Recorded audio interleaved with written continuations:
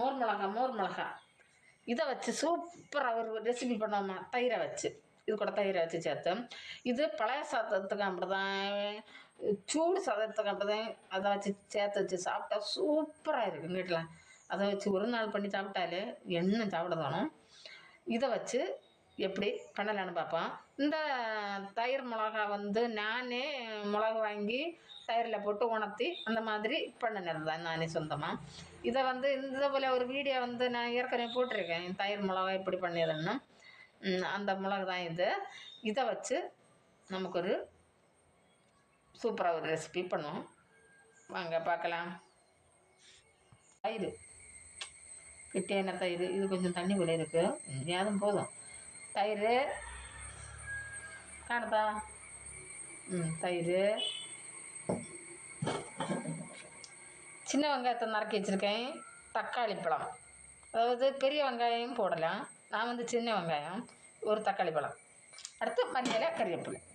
இது வந்து எப்படி பண்ணி சூப்பராக பண்ணலான்னு பார்ப்போமா.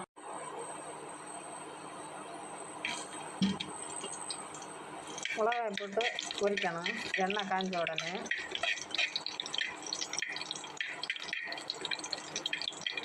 நமக்கு எவ்வளோ எரிப்பு வேணும்னு தோணுதோ அவ்வளோ மிளகு போடலாம்.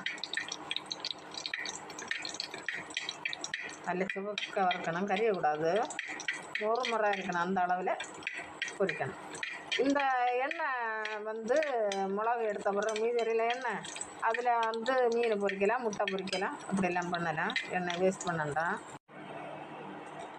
மிளகா நல்லா பொரிஞ்சிருச்சு. இனி நமக்கு இதை வந்து அரிச்சு எடுப்போம். எடுத்து தண்ணியை ஒரு பாத்திரத்தில் வைப்போம். பார்த்தீங்களா, இந்த மாதிரி பொரிக்கணும். மிளகாயை நல்லா பொடிக்கணும். நல்லா ஆறின பிறகு பொடிக்கணும். கையை நல்லா பொடிச்சு. அடுத்து தக்காளி பழம் போடணும். தக்காளி பழம் போட்டு அதில் பிசையணும். அடுத்து சின்ன வெங்காயம் போட்டு எல்லாத்தையும் நல்லா, கறிவேப்பிலை, மல்லி இலை இதையும் சேர்த்து போட்டு நல்லா பிசையணும். இந்த மோரை இதில் வீற்றணும். உப்பு இல்லைன்னா கொஞ்சம் உப்பு சேர்க்கலாம். வீற்றி நல்லா கை கொண்டு இந்த மாதிரி நல்லா பிசையணும். கையை க்ளீன் பண்ணிட்டு இந்த மாதிரி அளவில் இருக்கணும். உப்பு இல்லைன்னா உப்பு போட்டால் போதும். இவ்வளோ போதும் பிசைஞ்சு ஓருக்கு இப்படி வீற்றி சாப்பிடணும். சூப்பராக இருக்கும். சரி, இன்னி இதை நம்ம விரவி சாப்பிட்டு பார்ப்போம். டேஸ்ட் பார்ப்போம். சூப்பராக இருக்குது.